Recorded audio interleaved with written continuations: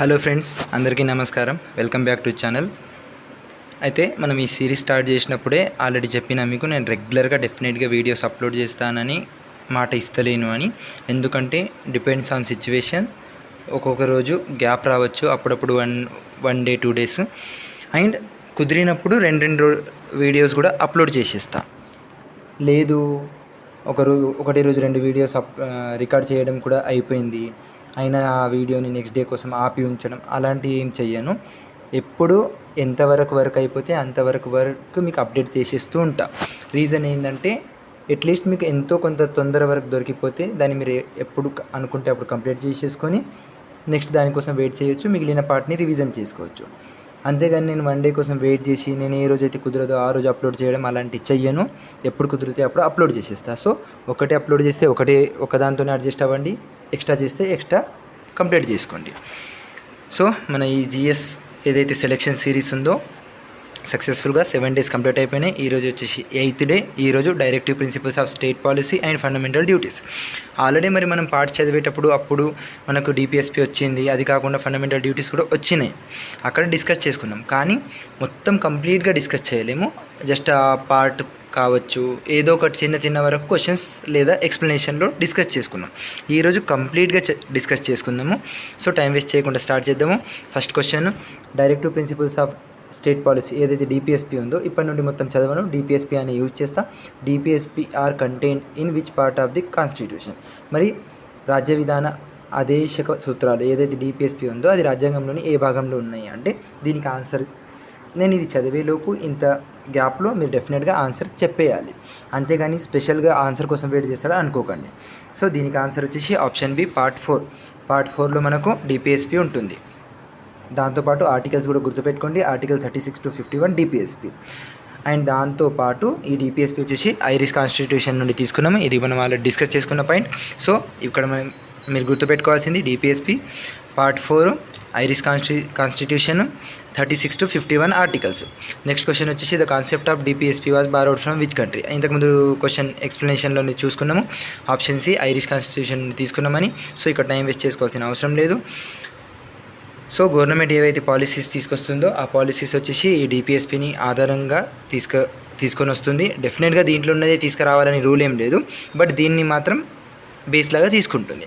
Next వచ్చేసి which of the following statement about DPSP is correct. మరి 4 స్టేట్మెంట్లు ఉన్నాయి. ఆ 4 స్టేట్మెంట్లలో ఏ స్టేట్మెంట్ అనేది మన డిపిఎస్పికి సంబంధించి కరెక్ట్ అవునో కాదో చూడండి. They are enforceable by court. అయితే మరి ఇవి జస్టిసబుల్ కోర్ట్ ద్వారా ఎన్ఫోర్స్ చేయగలుగుతారా అంటే ఫండమెంటల్ రైట్స్ వచ్చేసి కోర్ట్ ద్వారా ఎన్ఫోర్స్ అవుతాయి, ఫండమెంటల్ డ్యూటీస్ అవ్వవు. కాబట్టి ఆప్షన్ ఏ రాంగ్. ఆప్షన్ 4 చూసుకుంటే they are available only to citizens, ఇది కూడా wrong. Next they apply only during emergency, ఇది కూడా రాంగ్. ఆప్షన్ బి ఏదైతే దే ఆర్ నాన్ జస్టిసబుల్ ఉందో అది కరెక్ట్. ఎందుకంటే ఫండమెంటల్ రైట్స్ వచ్చేసి జస్టిసబుల్ అండ్ ఫండమెంటల్ డ్యూటీస్ వచ్చేసి నాన్ జస్టిసబుల్. నెక్స్ట్ ఈ ఫండమెంటల్ డ్యూటీస్ ఏవైతే ఉన్నాయో అవి నాన్ జస్టిసబుల్ అని మనకు ఆర్టికల్ 37లో మెన్షన్ చేసింది ఉంది. ఈ పాయింట్ గుర్తుపెట్టుకోండి. నెక్స్ట్ క్వశ్చన్ వచ్చేసి which article states that DPSPs are fundamental in governments of country. మరి దేశ పరిపాలనలో డిపిఎస్పీలు ప్రాథమికమైనవని ఏ ఆర్టికల్ పేర్కొంటుంది. దీనికి ఆన్సర్ వచ్చేసి ఇంతకుముందు ఏదైతే చెప్పినో అది నాన్ జస్టిసబుల్ అని ఆర్టికల్ 37లో ఉన్నదని ఈ పాయింట్ కూడా 37లోనే మెన్షన్ చేసింది. సో ఇది కూడా గుర్తుపెట్టుకోండి. నెక్స్ట్ వచ్చేసి the main objective of DPSP is to establish. మరి డిపిఎస్పి యొక్క ప్రధాన లక్ష్యం ఏంటి అంటే ఇంతకుముందే చెప్పిన ఇవి జస్టిసబుల్ కావు, మన స్టేట్ యొక్క వెల్ఫేర్ ఏదైతే ఉంటుందో అది దీని యొక్క main objective. Just state governments కానీ సెంట్రల్ గవర్నమెంట్ కానీ ఏవైతే స్కీమ్స్ అవి రెడీ చేస్తాయో అవి డిపిఎస్పిని ఆధారం చేసుకొని రెడీ చేస్తాయి. దాని మీనింగ్ ఓన్లీ డిపిఎస్పిలో ఉన్నంత మాత్రమే ఆ స్కీమ్స్ తీసుకురావాలని రూల్ లేదు. ఆ పాయింట్ కూడా గుర్తుపెట్టుకోండి. నెక్స్ట్ వచ్చేసి which article directs the state to promote the welfare of the people. మరి ఏ ఆర్టికల్ అనేది ప్రజల సంక్షేమం ప్రోత్సహించాలని ఆదేశిస్తుంది అంటే దీనికి ఆన్సర్ వచ్చేసి ఆర్టికల్ 38. నెక్స్ట్ క్వశ్చన్ వచ్చేసి which article directs the state to provide equal justice and free legal aid. చాలా ఇంపార్టెంట్ క్వశ్చన్ ఇది. చాలాసార్లు క్వశ్చన్స్ రిపీట్ అయిన క్వశ్చన్ ఇది, పీవైక్యూ క్వశ్చన్. మరి ఈ ఫ్రీ లీగల్ ఎయిడ్ ఏదైతే ఉందో equal justice and free legal aid ఇది ఆర్టికల్ 39A మెన్షన్ చేసింది ఉంది. ఇది మాత్రం ఎట్టి పరిస్థితుల్లో మర్చిపోకండి.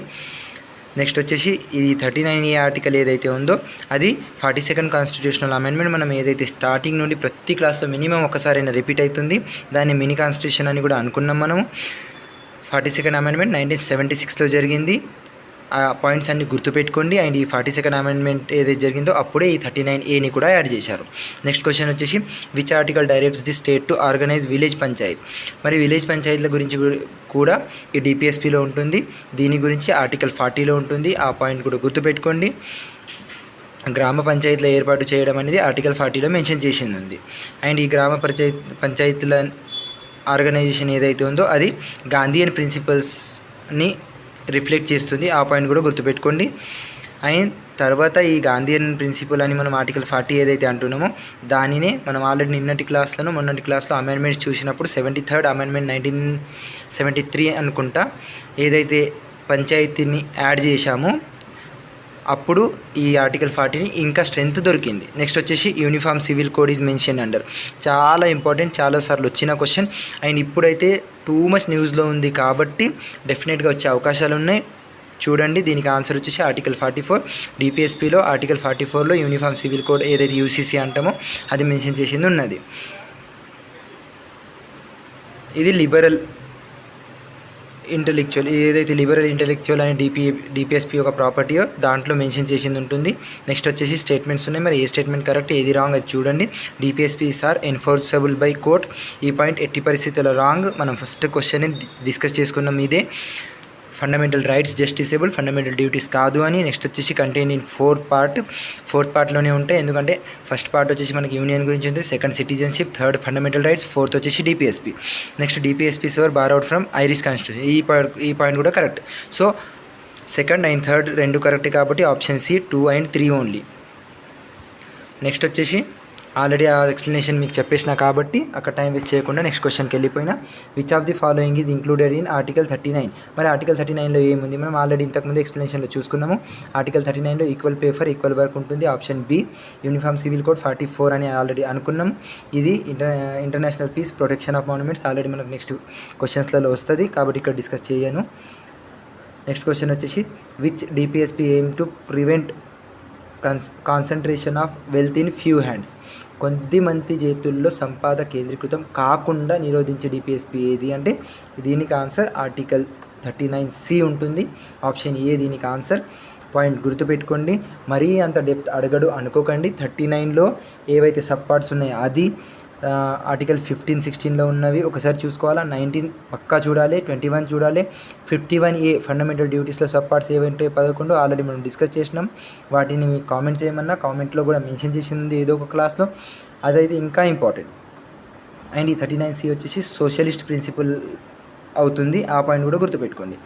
నెక్స్ట్ వచ్చేసి which article directs the state to provide work, education and public assistance in certain cases. అయితే దీనికి ఆన్సర్ వచ్చేసి ఆప్షన్ బి ఆర్టికల్ 41 దీనికి సంబంధించింది. దేనికి ఉద్యోగం, విద్య మరియు ప్రజా సహాయాన్ని కల్పించాలని రాష్ట్రానికి ఆదేశిస్తుంది అంటే పక్కా జస్టిసబుల్ కాదు, నాన్ జస్టిసబుల్ అని మనం ఆల్రెడీ డిస్కస్ చేసుకున్నాము. నెక్స్ట్ వచ్చేసి provision for just and human condition of work and మెటర్నరీ relief. ఏదైతే మెటర్నరీ రిలీఫ్ ఉందో ఇది ఆల్రెడీ ప్రతి స్టేట్లో మ్యాక్సిమం దీనిని మెన్షన్ చేసింది ఉంది. మెన్షన్ మీన్స్ ఇంప్లిమెంట్ చేసింది ఉంది. మరి దీనికి ఆర్టికల్ ఏది అంటే ఆప్షన్ బి ఆర్టికల్ 42 ఏదైతే ఉందో మెటర్నరీ రిలీఫ్ గురించి మనకు తెలియజేస్తుంది. నెక్స్ట్ వచ్చేసి which article promotes cottage industries in rural areas. మరి గ్రామీణ ప్రాంతాల్లో కుటీర పరిశ్రమలను ప్రోత్సహించే ఆర్టికల్ ఏది అంటే 43 ఆర్టికల్ ఏదైతే ఆప్షన్ బిలో ఉందో అది కుటీర పరిశ్రమలకు సంబంధించింది. ఇది గాంధీయన్ ఫిలాసఫీని బేస్ చేసుకొని ఉంటుంది అండ్ దీని ద్వారానే రూరల్ డెవలప్మెంట్ అవుతుంది. నెక్స్ట్ వచ్చేసి which of the following is a Gandhian principle. మరి కింద ఉన్న వాటిలో ఏది గాంధీయన్ ప్రిన్సిపల్ అంటే మనం ఆల్రెడీ డిస్కస్ చేసుకున్నాం విలేజ్ పంచాయతీలు గాంధీయన్ ప్రిన్సిపల్ అని. సో ఆ పాయింట్ గుర్తుపెట్టుకోండి. ఇది సంబంధం ఉన్నదా ఇలాంటి క్వశ్చన్ వస్తుందా అంటే డెఫినెట్గా వస్తుంది. పీవైక్యూలో అడిగింది ఉన్నది. మీరు కావాలంటే మీరు ఏ ఎగ్జామ్కి ప్రిపేర్ అవుతున్నారో ఆ ఎగ్జామ్ పీవైక్యూ క్వశ్చన్స్ చూడండి. డెఫినెట్గా దీనికి రిలేటెడ్ క్వశ్చన్ ఉంటుంది. సో దీనికి answer option C village panchayat Gandhian principle. And ఇది ఆర్టికల్ 40లో ఉన్నదని మనం ఆల్రెడీ డిస్కస్ చేసుకున్నాం. నెక్స్ట్ క్వశ్చన్ వచ్చేసి which article originally direct the state to provide free and compulsory education up to 14 years. అయితే మన ఎడ్యుకేషన్ గురించి మనం ఆల్రెడీ డిస్కస్ చేసుకున్నాము. ఈ క్లాస్లో 2 టైమ్స్ డిస్కస్ చేస్తాము. మరి ఇక్కడ మీరు ఆన్సర్ చేస్తారు అనుకుంటున్నా. సో ఇక్కడ ఆన్సర్ వచ్చేసి 14 సంవత్సరాల వయసు వరకు ఉచిత మరియు నిర్బంధ విద్యను అందించాలి అని మొదట సూచించిన ఆర్టికల్ ఏది అంటే ఆర్టికల్ 45 ఆప్షన్ సిలో ఉంటుంది. మరి ఇది కాకుండా మనం ఆర్టికల్ 21A కూడా రైట్ టు ఎడ్యుకేషన్ ఉంటుందని డిస్కస్ చేసుకున్నాము. అండ్ అది 86th అమెండ్మెంట్ 2002లో యాడ్ చేశారు. ఆ పాయింట్ కూడా గుర్తున్నది అనుకుంటున్నా. ఇంతకుముందు డిస్కస్ చేసుకున్న పాయింట్ ఏది. నెక్స్ట్ క్వశ్చన్ వచ్చేసి promotion of educational and economic interest of ఎస్సీస్ and ST and weaker section is mention in. ఎస్సీలు ఎస్టీలు మరియు బలహీన వర్గాల విద్య ఆర్థిక ప్రయోజనాల అభివృద్ధి ఏ ఆర్టికల్లో ఉంది అంటే దీనికి ఆన్సర్ వచ్చేసి ఆప్షన్ బి ఆర్టికల్ 46లో మెన్షన్ చేసింది ఉంటుంది. నెక్స్ట్ క్వశ్చన్ వచ్చేసి which article directs the state to improve public health and nutrition. మరి పబ్లిక్ హెల్త్ అండ్ పోషకాలు ఏవైతే ఉంటాయో దాన్ని మెరుగుపరచాలని ఆదేశించే ఆర్టికల్ ఏది అంటే ఇది ఆర్టికల్ ఆప్షన్ బి ఆర్టికల్ 47లో మెన్షన్ చేసింది ఉంటుంది. ఆర్టికల్ 46 వచ్చేసి ఎస్సీ ఎస్టీస్ ఎడ్యుకేషన్ గురించి, SC ST and weaker sections education గురించి ఉంటుంది. 48 నెక్స్ట్ డిస్కస్ చేద్దాము.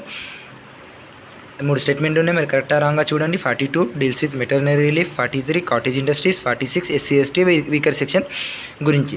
3 పాయింట్స్ కరెక్టే, ఎందుకంటే 42లో మెటర్నరీ రిలీఫ్ గురించి ఉంది, 43లో కాటేజ్ ఇండస్ట్రీస్ గురించి ఉంది, 44లో యూసీసీ గురించి ఉంది, 45 ఏముంది ఎడ్యుకేషన్ గురించి ఉంటుంది, 46 ఎస్సీ ఎస్టీల వీకర్ సెక్షన్స్ గురించి ఉంటుంది, ఆర్టికల్ 40 వచ్చేసి పంచాయతీ గురించి ఉంటుంది.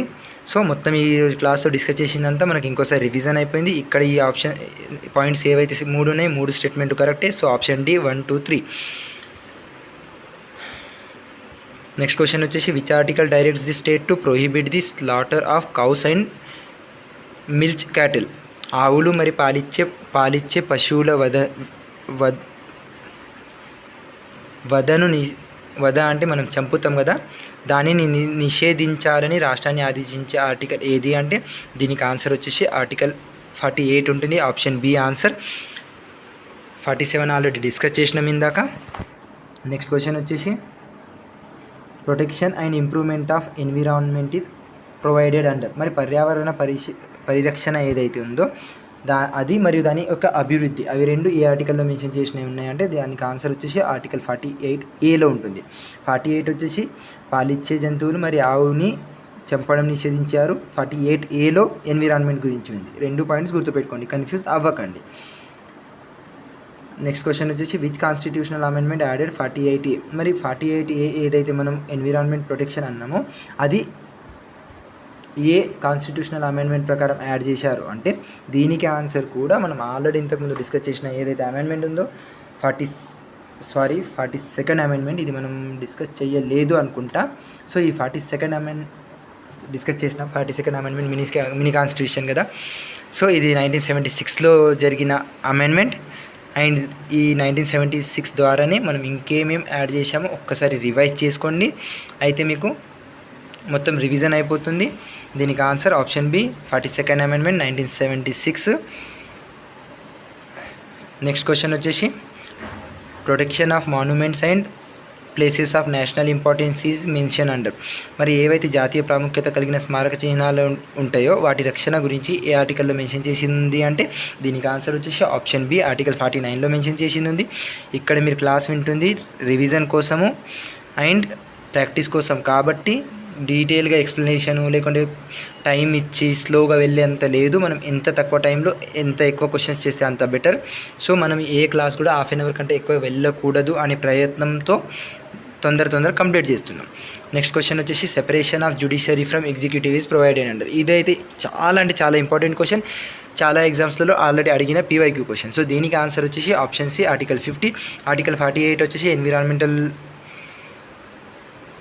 ప్రొటెక్షన్ గురించి ఉన్నది డిస్కస్ చేసుకున్నాం. 49 వచ్చేసి మాన్యుమెంట్స్ గురించి ఉన్నదని డిస్కస్ చేసుకున్నాము.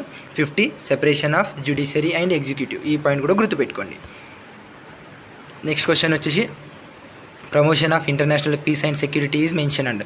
దీనికి ఆన్సర్ ఆప్షన్ డి ఆర్టికల్ 51లో అంతర్జాతీయ శాంతి మరియు భద్రతను ప్రోత్సహించడం గురించి ఉంటుంది. సో దీంతో మనకు ఫండమెంటల్ డ్యూటీస్ మ్యాక్సిమం అయిపోయినాయి అని అనుకోవచ్చు. నెక్స్ట్ క్వశ్చన్ వచ్చేసి which of the following is a liberal intellectual principle. మరి ఈ కింది వాటిలో లిబరల్ ఇంటలెక్చువల్ సూత్రం ఏది అంటే దీనికి ఆన్సర్ వచ్చేసి యూనిఫామ్ సివిల్ కోడ్ ఉంటుంది. ఈ points questions theory based questions కాబట్టి కొన్ని క్వశ్చన్స్ మీకు ఆర్టికల్ కాకుండా వేరే క్వశ్చన్స్ డిఫరెంట్ అనిపించవచ్చు. నచ్చకపోవచ్చు, బట్ వాటిని డెఫినెట్గా చూసుకోండి. ఎగ్జామ్లో అలా అడిగితే మాత్రం ఇబ్బంది పడతారు. సో ఆ యూనిఫామ్ సివిల్ కోడ్ ఏదైతే ఉందో ఆర్టికల్ 44లో ఉంది. ఈ పాయింట్ మనం ఆల్రెడీ డిస్కస్ చేసుకున్నాం. నెక్స్ట్ వచ్చేసి which of the following is a Gandhian principle. Already panchayati అనేది గాంధీయన్ ప్రిన్సిపల్లో ఉంటుందని డిస్కస్ చేసుకున్నాం. అది కాకుండా మరి ఇక్కడ ఉన్న ఆప్షన్స్లలో ఏది ఉంటుంది అంటే దీనికి ఆన్సర్ వచ్చేసి ఆప్షన్ బి, కాటేజ్ ఇండస్ట్రీస్ ఏదైతే ఉందో ఇది కూడా గాంధీయన్ ప్రిన్సిపల్. అండ్ ఈ కాటేజ్ ఇండస్ట్రీస్ అనేవి ఆర్టికల్ 43లో ఉందని మనం ఆల్రెడీ డిస్కస్ చేసుకున్నాం. 42 వచ్చేసి మెటర్నరీ రిలీఫ్, 44 యూనిఫామ్ సివిల్ కోడ్, 45 వచ్చేసి ఎడ్యుకేషన్, 46 వచ్చేసి ఎస్సీ ఎస్టీ వీకర్ సెక్షన్, 47 వచ్చేసి న్యూట్రిషన్, 48 వచ్చేసి కవ్ అండ్ వేరేవి ఏవైతే మిల్క్ పాలనిచ్చే జంతువులు ఉంటాయో వాటిని చంపడం మీద నిషేధం, 48A ఎన్విరాన్మెంట్, 49 వచ్చేసి మాన్యుమెంట్స్ని ప్రొటెక్షన్ చేయడం, 50 వచ్చేసి జ్యుడిషియరీ అండ్ ఎగ్జిక్యూటివ్ని ఏమంటారు డిఫరెన్స్ చేయడము, అంటే దేని డ్యూటీస్ వాటికి ఉంచడము. నెక్స్ట్ వచ్చేసి 51 వచ్చేసి ఇంటర్నేషనల్ పీస్. ఇప్పుడు ఆల్రెడీ గాంధీయన్ ప్రిన్సిపల్లో కాటేజ్ ఇండస్ట్రీస్ ఉంటుందని డిస్కస్ చేసినాం, అది article 43. Next question which of the following is a socialist principle. మరి ఇది కూడా డిస్కస్ చేసుకుందాం. దీనికి మీనింగ్ ఏంటి అంటే సోషలిస్ట్ అన్నాడు కాబట్టి equal pay for equal work ఏదైతే ఆప్షన్ సిలో ఉందో ఇది సోషలిస్ట్ ప్రిన్సిపల్ కిందికి వస్తుంది. అండ్ ఈ equal pay for equal work ఏదైతే ఉందో ఆర్టికల్ 39లో మనం ఆల్రెడీ డిస్కస్ చేసుకున్నాం. నెక్స్ట్ స్టేట్మెంట్స్ ఉన్నాయి, కరెక్టా కాదా చూడండి. ఇంతకుముందే మొత్తం చెప్పిన మళ్ళీ ఇక్కడ వచ్చినాయి. మ్యాక్సిమం ఆన్సర్ కరెక్ట్ పెడతారని ఎక్స్పెక్ట్ చేస్తున్నా. Article 48 environmental protection, 50 separation of judiciary from executive, 51A international peace. 3 కరెక్టే, ఇంతకుముందే డిస్కస్ చేసుకున్నాం. సో ఆప్షన్ డి దీనికి answer. Next question fundamental duties are included in which part of the constitution.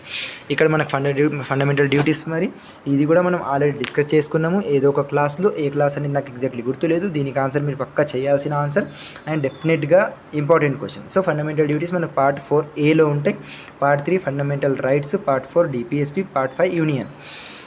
So next question వచ్చేసి and ఈ fundamental duties 51Aలో ఏవైతే ఉన్నాయో 42nd constitutional amendment 1976లో add చేశారు. దాన్ని మనం మినీ కాన్స్టిట్యూషన్ అంటాం. ఆ పాయింట్ కూడా గుర్తుపెట్టుకోండి. నెక్స్ట్ వచ్చేసి fundamental duties were added to the constitution by which amendment. Already discuss చేసుకున్నాం. 42nd అమెండ్మెంట్ 1976 అని ఆల్రెడీ చెప్పిన. The concept of fundamental duties were borrowed from which country. మరి ఫండమెంటల్ డ్యూటీస్ ఏవైతే ఉన్నాయి ఇవి ఏ కంట్రీ నుండి తీసుకున్నామంటే USSR ఏదైతే రష్యా ఉందో రష్యా నుండి మనం ఈ ఫండమెంటల్ డ్యూటీస్ని తీసుకొచ్చినాం. నెక్స్ట్ వచ్చేసి originally how many fundamental duties were included in the constitution. మరి స్టార్టింగ్లో ఎన్ని ఉన్నాయి, ఇప్పుడు ఎన్ని ఉన్నాయి, 2 క్వశ్చన్స్ ఉంటాయి. మరి స్టార్టింగ్లో ఎన్ని ఉన్నాయి ఈ క్వశ్చన్ అడిగిండు. దీనికి ఆన్సర్ వచ్చేసి ఆప్షన్ బి 10. ఇంతకుముందు 10 ఉండే, ఈ 10 కూడా 42nd అమెండ్మెంట్ కాన్స్టిట్యూషనల్ అమెండ్మెంట్ 1976లో యాడ్ చేశారు. నెక్స్ట్ వచ్చేసి ప్రజెంట్ ఎన్ని ఉన్నాయంటే 11 ఉంటాయి, ఒకటి ఎక్స్ట్రా యాడ్ చేశారు. ఆ ఎక్స్ట్రా ఎప్పుడు యాడ్ చేశారు ప్రతిదీ మనం ఆల్రెడీ డిస్కస్ చేసుకున్నాము. 51Aలో 11th డ్యూటీ వచ్చేసి 86th అమెండ్మెంట్ 2002లో యాడ్ చేశారు. మనం డిస్కస్ చేసుకున్న పాయింటే. నెక్స్ట్ క్వశ్చన్ వచ్చేసి విచ్ కాన్స్టిట్యూషనల్ అమెండ్మెంట్. ఇది కూడా ఇందాకని చెప్పిన 11th fundamental డ్యూటీని 86th amendment add చేశారని. 42nd అమెండ్మెంట్ 1976లో జరిగింది, దాన్ని మినీ కాన్స్టిట్యూషన్ అంటాము. 44th అమెండ్మెంట్ 1978లో జరిగింది. రైట్ టు ప్రాపర్టీ ఏదైతే ఉందో ఫండమెంటల్ రైట్స్ నుండి లీగల్ రైట్స్కి చేంజ్ చేశారు. 73rd అమెండ్మెంట్ వచ్చేసి 1973 అనుకుంటా, ఎగ్జాక్ట్లీ గుర్తులేదు, ఒకసారి చూసుకోండి. అది పంచాయతీని యాడ్ చేశాము. అండ్ ఈ 86th అమెండ్మెంట్లోనే 21A ఆర్టికల్ కూడా సూచిస్తుంది, అప్పుడే యాడ్ చేశాము ఎడ్యుకేషన్ని, అది కూడా గుర్తుపెట్టుకోండి. అండ్ ఈ ఫండమెంటల్ డ్యూటీస్లో 6 to 14 ఏజ్ మధ్య ఉన్న పిల్లలకు ఎడ్యుకేషన్ గురించి చెప్తుంది. ఇది మనం డిస్కస్ చేసుకున్న పాయింట్ కాబట్టి ఇక్కడ ఎక్కువ టైం వేస్ట్ చేయాల్సిన అవసరం లేదు. Next question which of the following is a fundamental duty. మరి కింద ఉన్న వాటిలో ఫండమెంటల్ డ్యూటీ ఏది అని చూడండి. So vote in every election, ఇది మనకు ఫండమెంటల్ డ్యూటీస్లో లేదు. ఇందాకని మనం ఫండమెంటల్ డ్యూటీస్ అన్ని డిస్కస్ చేసుకున్నాము. మనం డిస్కస్ చేయలేదు, బట్ మనము ఇంతకుముందు ఏదో ఒక రోజు క్లాస్లో డిస్కస్ చేసుకున్నాము.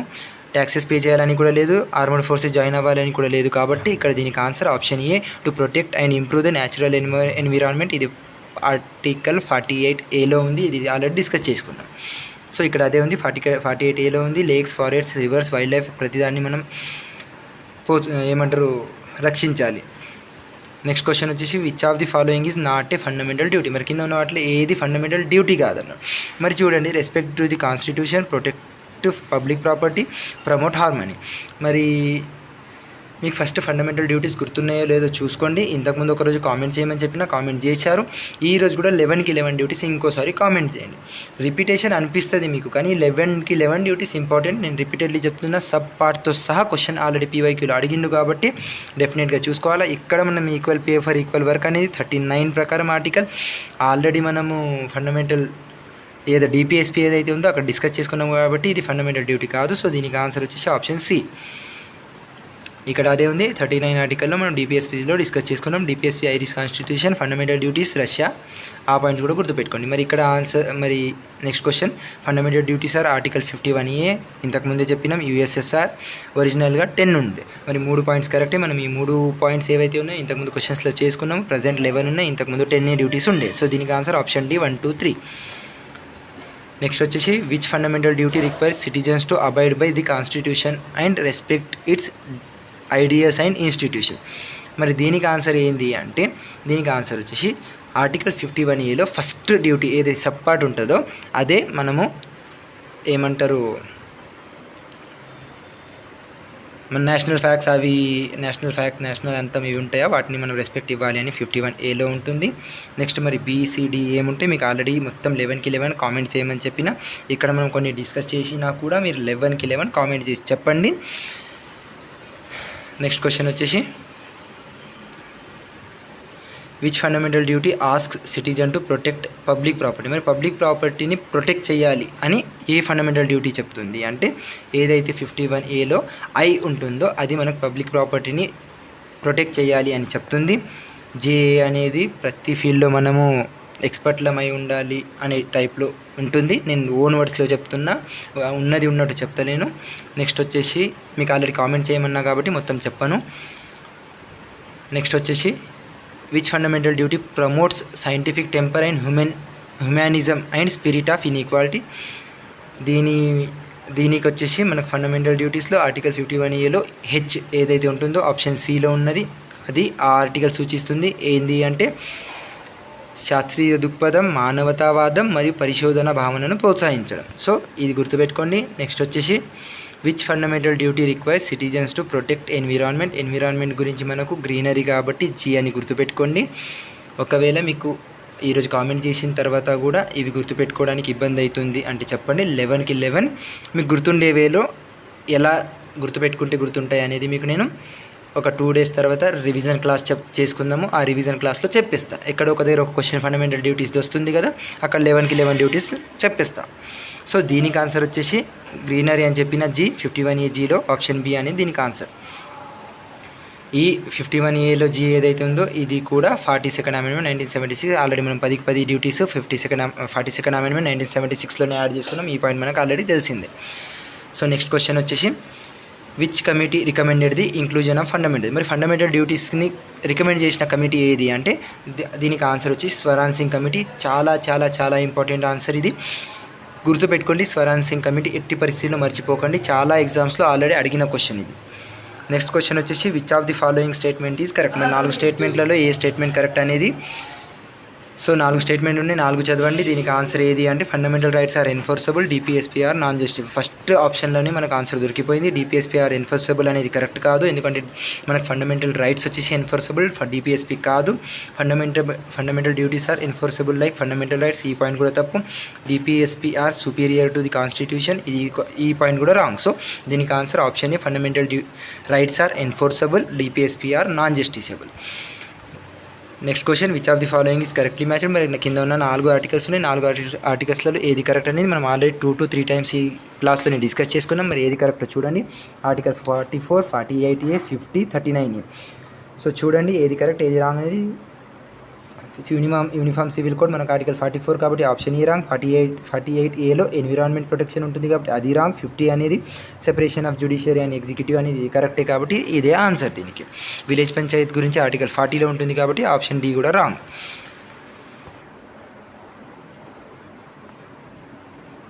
Next question consider the following statements.